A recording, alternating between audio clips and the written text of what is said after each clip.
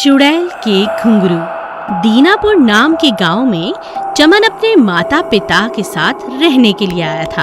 अभी कुछ ही दिन हुए थे उसे आए हुए। उसने सभी लोगों से दोस्ती भी कर ली थी। अरे बेटा, थोड़ी पढ़ाई पर भी ध्यान दे दे। नया स्कूल है, तुम्हें सब कुछ समझने में देर लगेगी। माँ, मुझे ये जगह बहुत अच्छी लगी। यहाँ तो मेरे सारे दोस्त बन चुके हैं। कुछ ही दिनों में चमन की गहरी दोस्ती राजू से हो गई। राजू चमन को भूतों की कहानियां सुनाया करता था। चमन को बहुत मजा आता। मैं तुम्हें इतनी डरावनी कहानी सुनाता हूँ, क्या तुम्हें डर नहीं लगता? डर मुझे नहीं लगता, बल्कि बहुत मजा आता है। तुम मुझे रोज कहानियां सुनाया करो। ठीक है, तो मैं आज तुम्हें एक असली कहानी सुनाता हूँ। असली कहानी सुनकर तो सभी डर जाते हैं, तुम भी डर जाओगे। तुम कहानी सुनाओ, मैं नहीं डरूंगा। इस गांव से बाहर एक झोपड़ी है और उसमें कोई नहीं रहता, लेकिन सब लोग झोपड़ी की ओर जाने से बहुत डरते हैं, क्योंकि वहां से रात में घुंघरुओं की आवाज आती है और लोगों का ये भी मानना है कि वहां सच का भूत रहता है। तो क्या भूत घुंघरू पहनता है? भूत नहीं तो उसकी पत्नी होगी, हमें क्या पता। क्या तुम रात के समय उस झोपड़ी के पास जा पाओगे? अगर तुम ऐसा कर पाए तो मैं मान जाऊंगा कि तुम बहुत बहादुर हो। हाँ, आज रात ही मैं ये काम कर सकता हूँ। उस रात चमन और राजू सबके सोने के बाद चुपचाप घर से बाहर निकलकर उस झोपड़ी के नजदीक पहुँच जाते हैं। झोपड़ी में से घुंघरुओं के बजने की लगातार आवाज आ रही थी, जो कि रात की चुप्पी को तोड़ते हुए एक भयानक एहसास दिला रही थी। कभी कभी बीच में दूर से कुत्तों के भौंकने की आवाज सुनाई देती और माहौल और भी ज्यादा डरावना बन जाता। यह सब सुनकर राजू ने चमन से कहा, चमन, एक बार और सोच ले, कहीं भूत को देखकर बेहोश मत हो जाना। मुझे तो बहुत डर लग रहा है। राजू, तुम चिंता मत करो, तुम मेरा यही इंतजार करो। जब मैं आवाज लगाऊं तब तुम आ जाना। मैं भूत को पकड़ने के बाद तुम्हें आवाज लगा दूंगा। क्या तुम ऐसा कर पाओगे? हाँ, क्यों नहीं।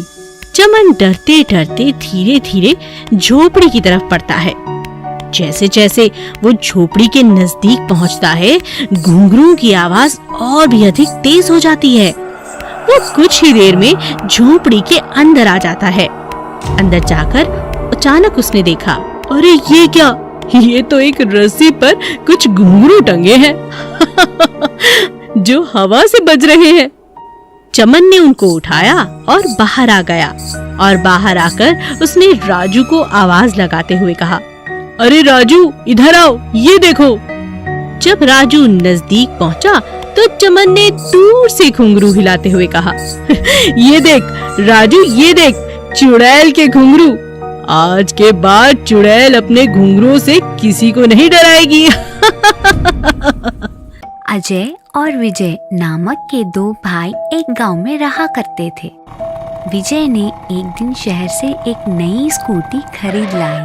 यह देखकर अजय बहुत खुश हुआ।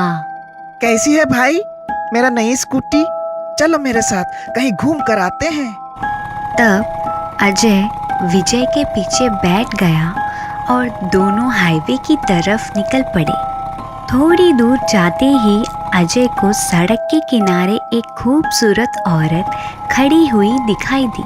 तुरंत ही विजय को उसने लड़की के पास गाड़ी रोकने के लिए कहा, आप कहे तो आपको हम लिफ्ट दे दें? चलो मेरे पीछे बैठ जाओ, मजे करेंगे। नहीं भाई, मेरा नई स्कूटी खराब हो जाएगा और इस औरत को बिठाने के लिए जगह भी नहीं है। चलो चलते हैं। तुम किसी काम का नहीं हो, तुम स्कूटी मुझे दे दो और तुम पैदल घर चले जाओ। मैं इस औरत के साथ मजे करके ही लौटूंगा। अजय उस औरत को पीछे बिठाकर तेजी से स्कूटी चलाने लगा और बीच बीच में जानबूझकर अचानक ब्रेक मारने लगा ताकि वो औरत उसके ऊपर गिरती रहे उस औरत को अजय की चाल समझ आ गई और अचानक वह चुड़ैल के रूप में बदल गई और जोर जोर से अजय का गर्दन पकड़कर चिल्लाने लगी। अजय स्कूटी बीच सड़क पे रोक दिया और डर के मारे रोने लगा। अरे कोई मुझे बचाओ, अरे बाप रे ये तो भूत है, मैं मर गया, बचाओ बचाओ हे राम। तुम्हें बचाने यहाँ कोई नहीं आएगा। अजय को चुड़ैल ने जोर से थप्पड़ मारा और स्कूटी लेकर गायब हो गई। अजय रोते रोते पैदल घर को लौट गया। अरे भाई, मेरी नई स्कूटी किधर है? अजय ने पूरी घटना विजय को बताया। ये सुनकर विजय ने अजय को एक जोर का थप्पड़ मारा। चंबलपुर नामक एक गांव में लड़कियों के खिलाफ बहुत नफरत हुआ करता था। एक दिन गांव के मुखिया ने एक समावेश की आयोजन की और उस समावेश में गांव के सारे आदमियों के लिए मैं ये आदेश जारी कर रहा हूँ कि कोई भी अपनी बेटी को स्कूल नहीं भेजेंगे और अब से कोई भी महिला अगर बेटी पैदा करती है तो उसे अपनी बेटी के साथ गांव से बाहर निकाल दिया जाएगा। गांव वाले मुखिया के बात मानकर अपनी बेटियों को स्कूल भेजना बंद कर दी और गांव की जो भी महिला बेटी को पैदा किया उसे गांव से बाहर निकाल दिया गया। तुम लोगों ने मेरे बात मानकर बहुत अच्छा काम किया। ये बोलकर गांव की मुखिया वहां से चले गए। लेकिन अगले ही दिन से गांव में एक भयानक चुड़ैल हाहाकार मचाने लगी।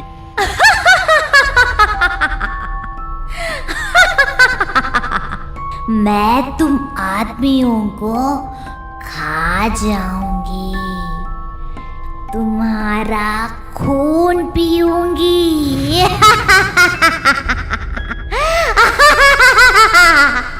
चुड़ैल से डरकर गांव के लोग मदद के लिए मुखिया के पास भागे। क्या हुआ? सब लोग इतने परेशान क्यों दिख रहे हैं? तब सबने मिलकर मुखिया को चुड़ैल की हरकतों के बारे में बता दी। तब मुखिया गुस्से में आकर उस चुड़ैल की सामना करने के लिए निकल पड़े। ए चुड़ैल, तुम मेरे गांव के आदमियों को क्यों तंग कर रही हो? तुम्हें क्या चाहिए? मैं तो तुम्हारी इंतजार कर रही थी, बेवकूफ। ऐसा बोलकर चुड़ैल ने मुखिया के गर्दन पकड़कर हवा में उठाई। अरे मुझे छोड़ दो दीदी, आपको क्या चाहिए बोलिए, मैं तुरंत ही वो काम कर दूंगा। तुम्हें गांव की बेटियों को पढ़ाने की जिम्मेदारी लेना पड़ेगा और गांव की महिलाओं को उनकी बेटियों के साथ वापस बुलाना पड़ेगा, ठीक है? ठीक है दीदी, मुझे छोड़ दीजिए।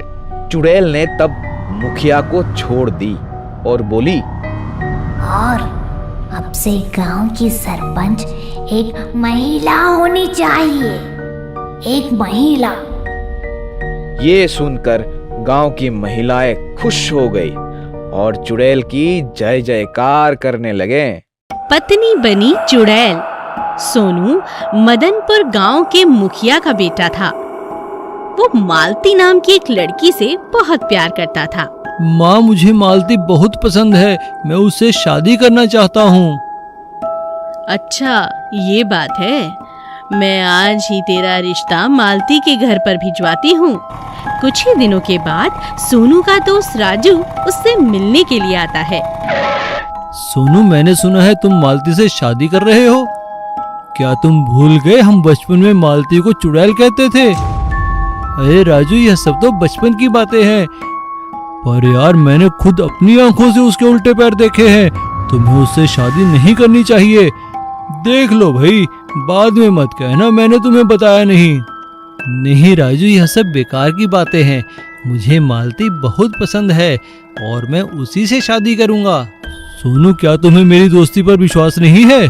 नहीं, ऐसी बात नहीं है राजू, वो तो है।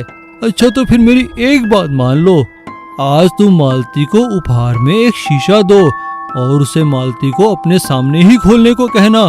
सुना है भूत और चुड़ैल आईने में नहीं दिखते, उससे साबित हो जाएगा मालती चुड़ैल है या नहीं। ठीक है, मैं तुम्हारी बात मान लेता हूँ और शीशा लेकर मालती को उपहार दूंगा। सोनू एक आईना खरीदकर मालती से मिलने जाता है।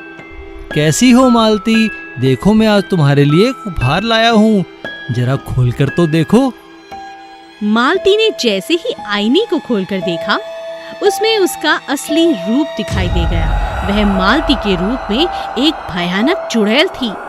मालती को चुड़ैल रूप में देखकर सोनू बहुत डर जाता है। इसी कोशिश में मालती रूपी चुड़ैल उसके सामने आकर खड़ी हो जाती है।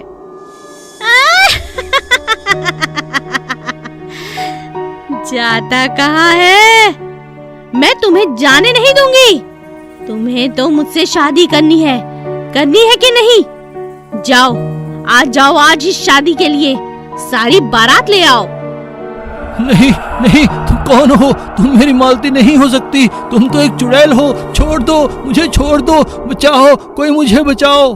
तुम्हें जाने नहीं दे सकती क्योंकि तुम तो मेरे हो सोनू, तुम मेरे हो।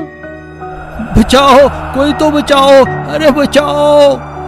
और इस तरह चुड़ैल सोनू को लेकर उसी शीशे में समा जाती है और कहीं गायब हो जाती है। उस दिन से आज तक मालती और सोनू चुड़ैल पति पत्नी के रूप में जाने जाते हैं।